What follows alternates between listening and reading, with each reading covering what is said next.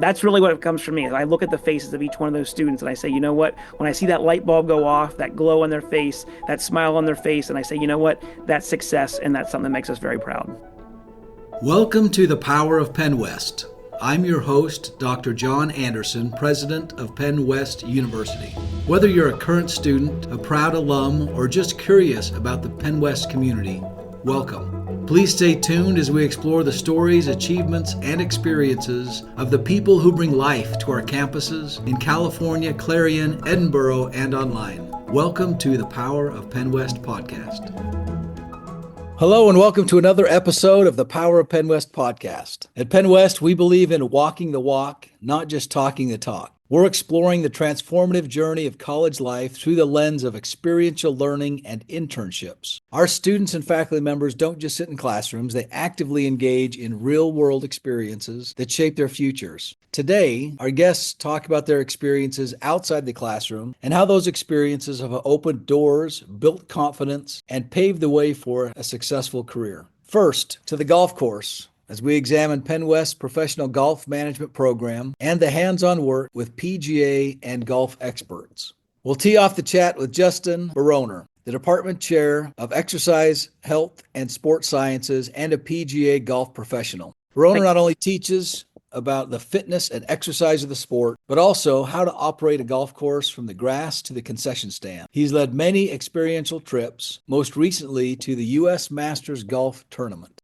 I spent about 20 years in Georgia, and I'm looking forward to hearing about that. Sean Luce is a senior in the professional golf management program who has worked at the Masters tournament for the last 2 years. While studying at PennWest, Sean has worked in merchandise and supervisory roles at golf courses along the East Coast. Next, we'll explore the field of nutrition with Dr. Kim Schwabenbauer, an exercise science professor at the Clarion campus, who has served as a sports dietitian for the Pittsburgh Steelers. And hopefully that should hit most of our audiences, although we may have some other NFL fans out there. But not only does she remain active in her field, completing marathons, triathlons, and Ironman events, but she also connects her students with valuable life-changing internships. Finally, we'll shift to the world of economics with PennWest students Dileto Mungo and Waira Robertson. The pair recently earned an opportunity to share their applied economics research at the Federal Reserve Bank in Cleveland, Ohio. Mungo, a junior economics major and member of the PennWest California tennis team, investigates the relationship between female leadership and company performance. As an interdisciplinary studies major with an economics minor, Robertson explores the critical issue of residential electricity rates in the United States, examining the effect of private ownership and deregulation. What a group of people to meet with. Those introductions really show how much excitement we have for this issue of the podcast. So thanks to each of you for joining us. Let's begin with our experience on the golf course. Justin, talk to us a little bit about your program, and then tell us a little bit about how you got into this field. Absolutely. Thank you, President Anderson, for giving me some time today. I'm certainly excited to talk about something that is a dear passion of mine and one that I have worked within for over 20 years now here at formerly Cal U and now at PennWest University. To describe the program in its shortened version, basically, would be it's a 4-year program that students can either major in sport management or in exercise science, and then the concentration is in professional golf management. The goal really is to create the next future leaders of the golf industry, that if they go towards exercise science, it's more in the coaching and teaching side of the golf industry. If they're focused more on the business side of things, managing the country club or the resort or those types of things, then we focus more on the sport management degree. So students have a choice on what degree they'd like to do.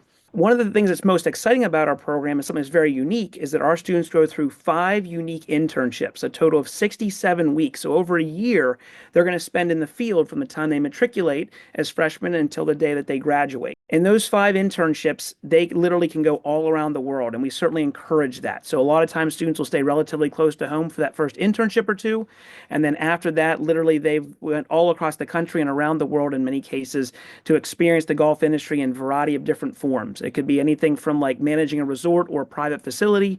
It could be working within like a club company like Titleist, Ping, Callaway, or maybe working for a tournament, a tour series like the PGA Tour or one of those types of things, traveling around the world. So really kind of a neat environment for our students, and one that when they graduate, I always say that they build the foundation in the classroom, but they built the house and they decorated the house out in the field, and something that we're very excited about. To your That's second question, you asked me about how I kind of fell into this, if you want to call it that. So I actually went through the Penn State Professional Golf Management Program myself, graduated in 2003, and I took that, went out and worked as a PGA golf professional in the DC area.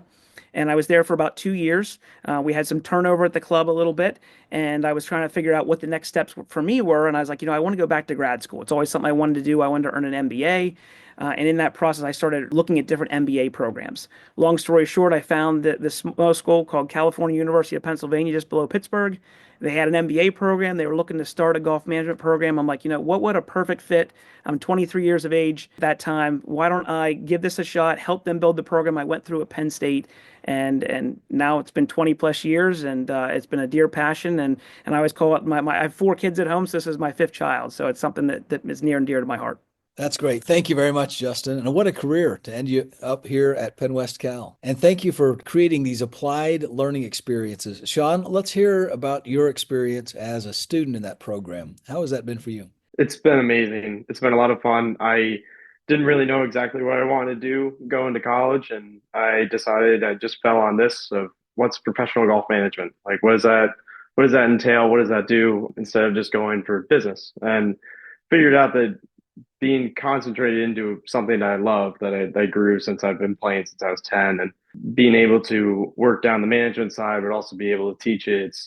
It's opened up a lot of doors, traveling, experiences, stuff of that nature. So yeah, being able to go out in the field, go on internships. I went to one in Syracuse, New York, where I'm from, just for the summer. Then I moved to East Hampton Golf Club down in Long Island for 6 months, and then continued on to College River Club, where I am now, down in Hilton Head. And it just provides me so much work experience along while doing my college career. It's a lot more hands-on. Like, my program is a lot more hands-on compared to most. So you have to learn everything in the classroom first, and then you go out into the field after 4 years. So this, you can kind of do both at the same time. That's great. So before we leave golf and get into our other guests for today, which we will come back to golf, I'm sure, why don't each of you tell me the best course you've played on? I'm sure you've played all over the place. For me, the Monterey Peninsula is a special area for me. I try to get out when I can. So I played Pebble Beach, I played Cypress Point, both on Monterey Peninsula. So I think from a passion standpoint, looking at the Pacific Ocean and playing golf courses that literally intertwine with both the natural landscape of Monterey as well as the ocean, and they kind of come together on a golf course, is truly my passion, and an area that really gets me excited and sparks that passion I have for the game. Well, the picture behind you is pretty epic, so we'll trust you on that for sure. Sean, tell us about your best time on a golf course.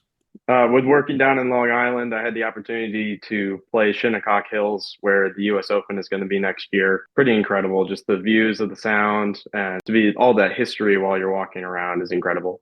That's great. Thank you, Sean. Now, from one applied experience to another, we get the chance to hear about an Ironman competitor. And those are few and far between. So it is an honor to be with you and have you on the podcast today. So tell us a little bit about your journey. Thank you, President Anderson, and thank you so much for having me on the podcast today. So in terms of my journey, I've been an athlete all my life. I've always started running when I was in high school, and then went on to Penn State and ran on the cross country and track team there. And that's where I met my advisor, who actually introduced me to the world of sports nutrition. And so I ended up loving the field and went on to then compete once I was done with collegiate athletics, and went on and started to do triathlons, some of the shorter distances first. You don't start out with an Ironman, you usually move up to that distance. And then from there, started doing Ironmans, which are a 2.4 mile swim, 112 mile bike, and then a 26.2 mile marathon. And I've done 26 of those.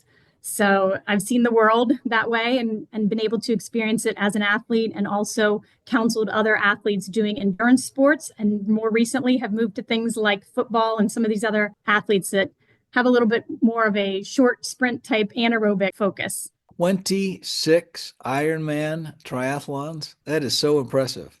Thank you so much. It's been a real journey, and it's also helped me to understand some of the aspects that my students want to know about, such as what are you eating for all of this time on the bike? It typically takes about 9 hours and 10 minutes was my fastest time that I ever had in Australia. And then you have up to 17 hours to complete the race. So you have a lot of time to eat while you're out there, but you're eating things that have to work with your digestive system. And my students like to ask me really tough questions like, what do you eat? Where do you go to the bathroom?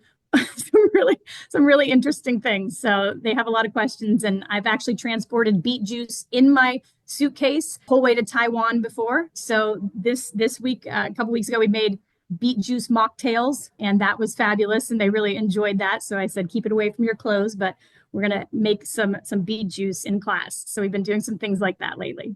Oh, that's great. Tell us a little bit about your history. How did you get into this field? When I really found that love in college, I ended up actually for the next 10 years working with Franco Harris, who is a former Pittsburgh Steeler and Hall of Famer. And he had a company where he was making healthy baked goods for the food service industry, for the breakfast and lunch program for kids.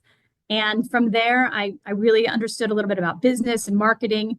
And I decided to start my own company. And so I ended up going off on my own, starting my own consulting business, and did that for about 10 years while I was competing. So it was a great way to marry something I love with something that I could also make some additional money from. And it was nice to be able to do that from my computer while I was training for part of the day, and then being able to counsel athletes and write coaching programs for them as well.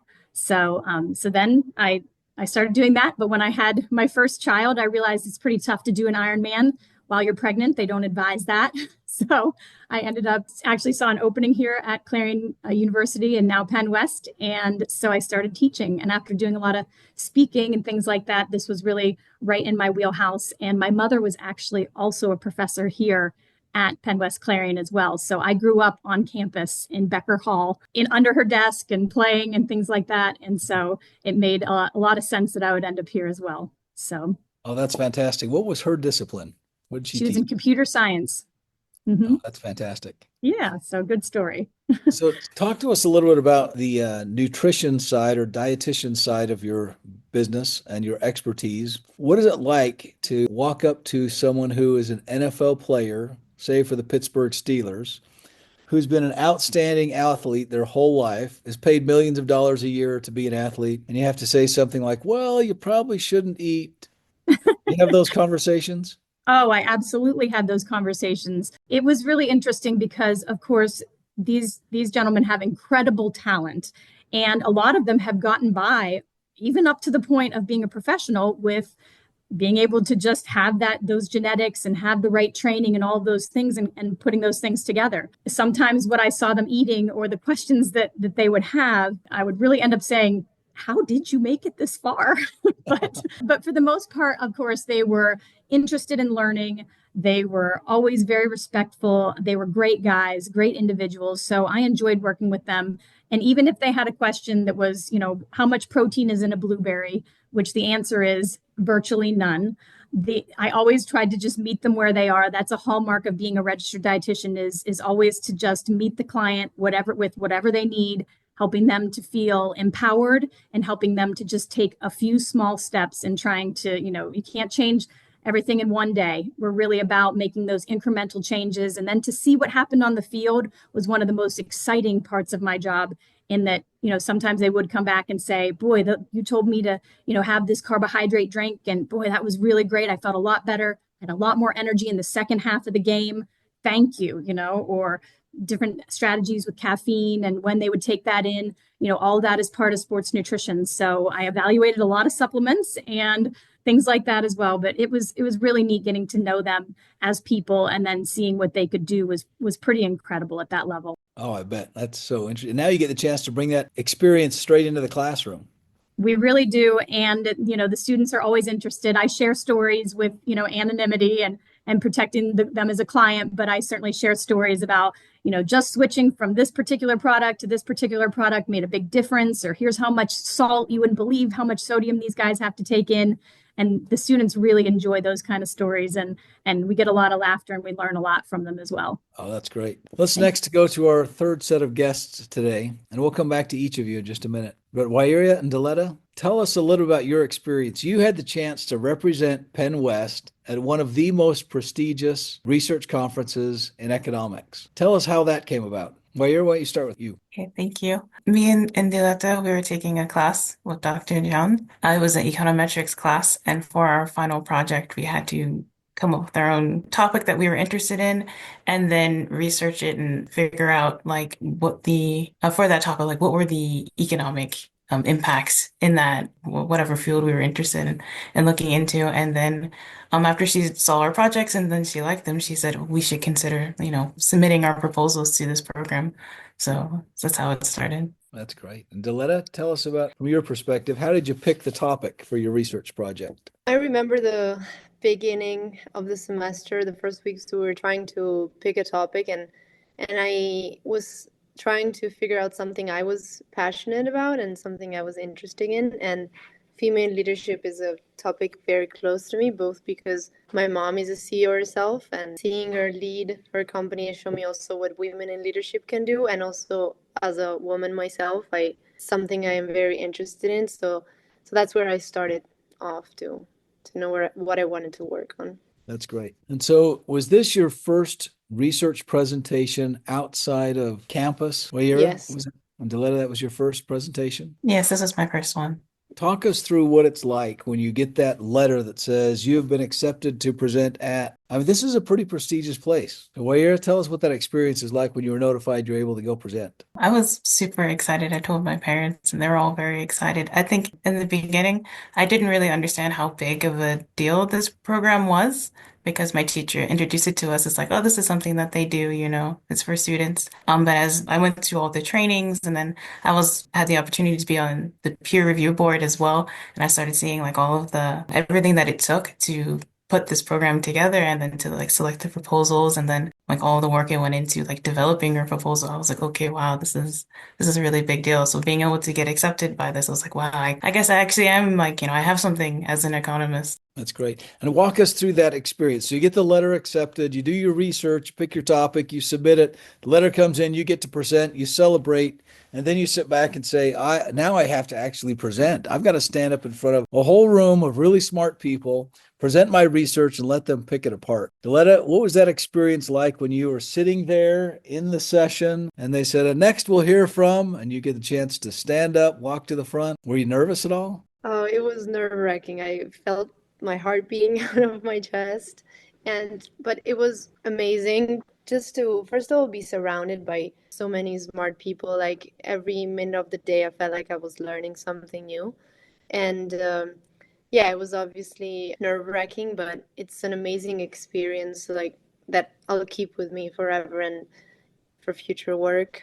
And yeah. Well, Yara, what was that experience like for you? It was exactly the same. I was terrified, especially after I finished the presentation and then they started asking questions. So many of them were just questions that I just never considered on the research. So I really felt like that, being my research was getting like picked apart. But then at the same time, as I, was able to think about it, I was like, wow, I've learned so much, and I can improve my work so much, and I can't wait until I can get an opportunity to do something like this again, and to meet professional economists and peers, and to learn and grow in this field. I still remember the first time I gave an academic presentation as a student at a research conference.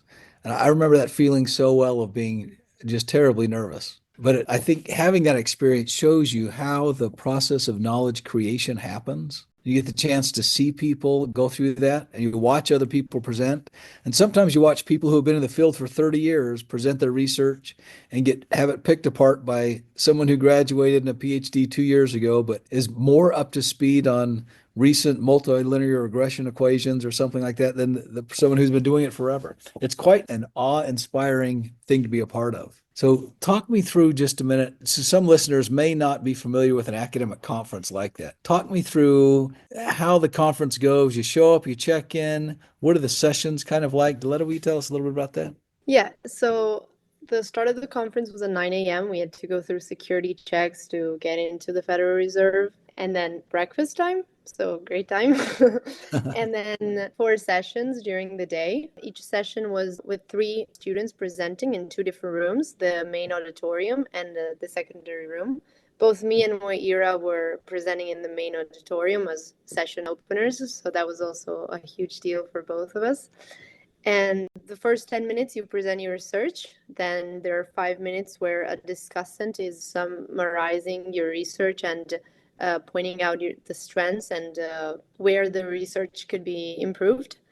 And then the last 5 minutes are for questions that, as Weir said, are the hardest part, I would say, because you're challenged to answer things that you may have not considered or thought about during the process, but it's also what makes you grow. And then we had lunch, 2 other sessions in the afternoon. And then the last part was more networking. So a lot of like talking to economists, talking to peers, sharing our LinkedIn profiles, discussing our goals for the future for grad school. That's great. Well, you anything to add to that process of an academic conference? Being able to talk to the professionals and get their advice. I think they had a panel session where they talked about their careers and how they got to where they were. And from that, I just learned how diverse economics is, how you can basically start from anywhere and get into this field. So being able to network and then just learn about the diversity and like in disciplines and even from different countries and cultures, that was a really amazing part of that. That's great. We'll be right back after this message.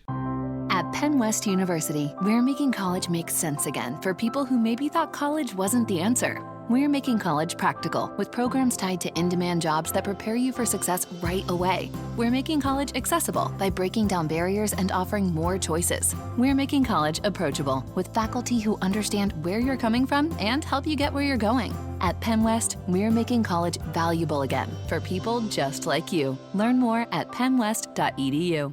Dr. Schwabenbauer, let's go back to you for just a minute. You clearly have very deep industry experience as a nutritionist, as a dietitian. Do you ever get frustrated as a faculty member with students who walk in and are just clueless? Like, I eat some McDonald's, I'm good. And you have to start from ground level, and really you're used to working on at a really high level with professional athletes. Is that experience frustrating for you? I would say the professional athletes were more frustrating than at times than the students, because they would come in with the fast food and things like that and say, I'm doing just fine. Look at me. I'm great. Have you seen my play on the field? I can go eat this and then I can go do that. And so sometimes they were, that was frustrating. I think the students, usually they're pretty apt to learn. They're excited, especially when they attend a class like sports nutrition. And I would say 70% of the class is a student athlete here on campus. So they're ready to apply what they're learning immediately. So I get some pretty intricate questions about, do you think this is a good idea based on what we've learned in class and some things like that. So I've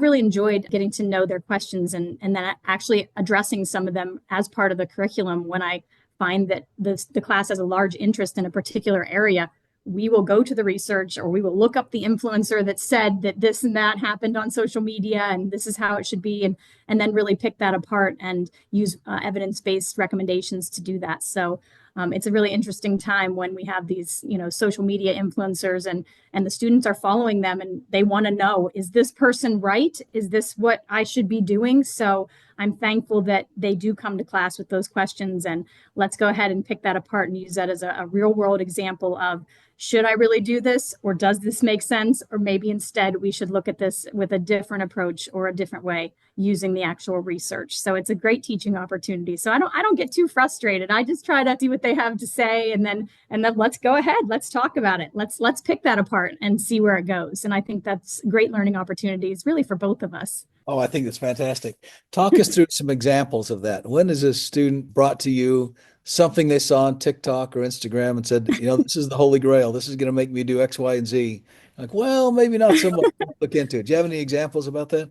I sure do. Actually, one of our last assignments we just had was called the Sports Supplement Review.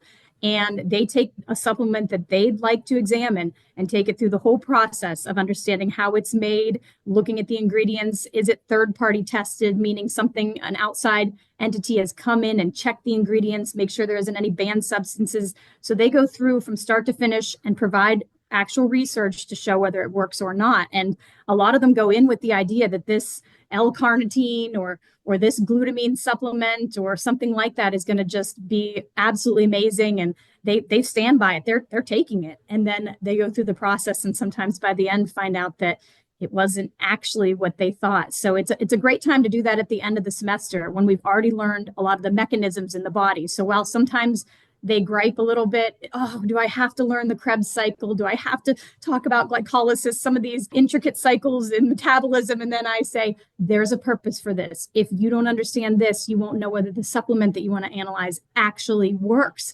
So, that's why we're learning it in chapter 3, so that by the time we get to chapter 7 or 8, we're ready to analyze these supplements, and really they have to provide the research to be able to show if it works or not. And it actually tends to go sometimes in the direction where it doesn't work and they stop buying it and it's very expensive. So that's a good thing. I think I've saved them a little money and a little sanity. So I like those kind of things. That's excellent. Yeah, Let's next go back to our golf colleagues. Talk to us a little bit about what someone would learn in the classroom in golf management and how that would translate directly into something they need to do at work if they were working in the area. Sean, can you give us some examples of things you learned in the classroom that you showed up at work the next day and thought, oh, that's what they meant? Yeah, absolutely. Working with a lot more of the customer service side of not every time the customer is right, but the customer is always asking for something. You have to find what that is, and they might not actually be asking for it directly. Anticipating needs is definitely huge. And also just learning about how to run a golf shop. Like that's always, that was probably my favorite part of it, of running the business side of things, being a part of how does a POS system work? How do you ring in inventory, stuff of that nature. So with learning that the basics down at the beginning of the classroom and then being able to apply it immediately is definitely a lot of fun. And it feels like I'm getting something out of it when I'm going to school. That's excellent. And Justin, what are your hopes? You're teaching in the classroom and you see students like Sean and you're like, well, I hope you're listening to this.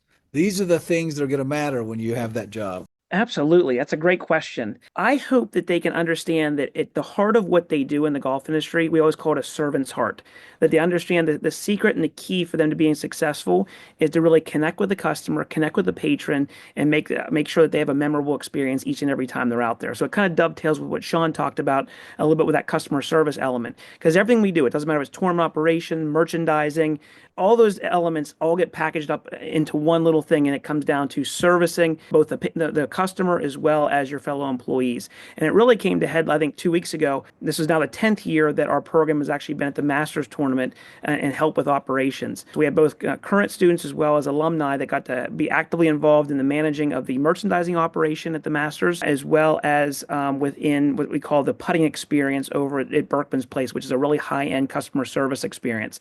They took a lot of that experience in the classroom that they received, what they've received as a result of going on a series of internships, and they get to literally put that on the greatest stage in sport, at least from our perspective, and utilize those skills at the Masters. So it was a really exciting week for us. And I guess that's the biggest thing, when students realize that if they have that servant's heart and they're trying to connect with people, that's really the magic and the glue that makes everything come together. That's excellent. And Justin, did you ever have that moment when you're with students at the Masters, looking around, watching all this take place, and you think, I have arrived. This is it. This is the best part of life. Here with students, watching them do the profession that I love. 100%. And it's in looking at their faces. That's when I say, you know what, we've done something here and done something that's very special. When I look at Sean, for example, and he comes after a very long day and he comes up and says, you know what, I was able to do this when it comes to logistics and this when it comes to merchandising, and I work with a customer on a certain scenario, and all of a sudden I see that glow in their face and say, you know what, I took all these different things I've acquired over 3 or 4 years of education, and it all came to light and was unveiled in that perfect scenario at the highest level, being the Masters with us in the golf industry. So that's really what it comes from me. I look at the faces of each one of those students and I say, you know what, when I see that light bulb go off, that glow on their face, that smile on their face, and I say, you know what, that's success, and that's something that makes us very proud. That's excellent. As we prepare to wrap this up, I'd like to hear from each one of you, what is next? Students often look at faculty members and think, hey, you know, this is probably it. Retirement's next for you. But all of us, no matter where we are in our careers, have some idea of something we want to accomplish next. So let's start with our students. Well, you've had the chance to learn a lot, to present at a prestigious place, to do a lot of economic research. What's next for you?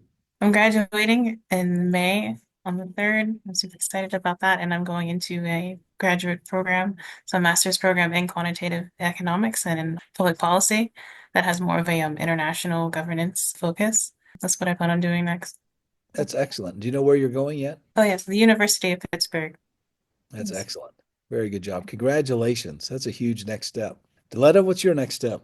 I'm a junior, so I still have 1 year ahead of me. So I'm going to graduate in spring 2026. And I'm especially interested in international business. And one of my biggest goals is to build a career with a global reach that allows me to travel and keep learning from every experience. So these next few months, I will surely look ahead for grad programs and find exactly what I want to do. That's excellent. Very good. And win a lot of tennis matches, right? Yeah, we have playoffs next weekend, so that Well, too. best of luck to you. Sean, what's next in your plan? My next step is I'm going to Saucon Valley Country Club in just north of Philly this summer into the fall. And then I will be hopefully elected to PGA membership by the end of the year, along with graduating in May. So very excited. Life is going to be flying around soon. So just going to take it all in.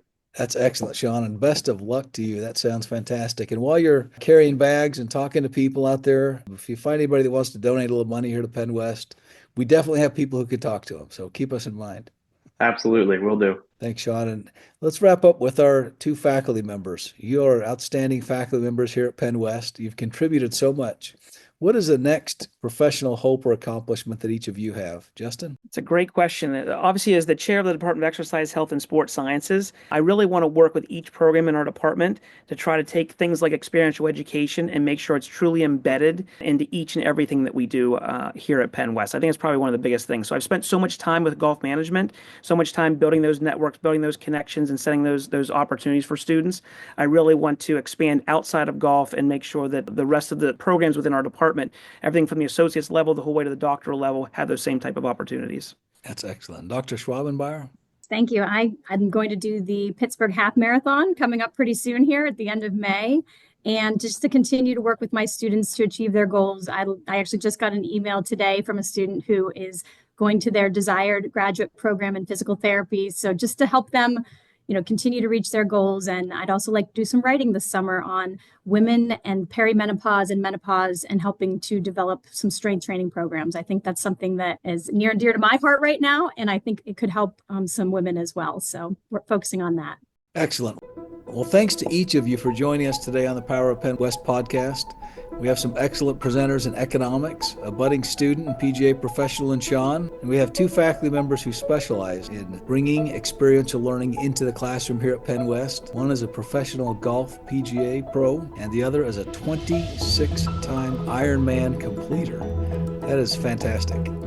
So thanks to each of you for joining us, and hopefully all of you enjoyed listening in today to the Power of PennWest podcast.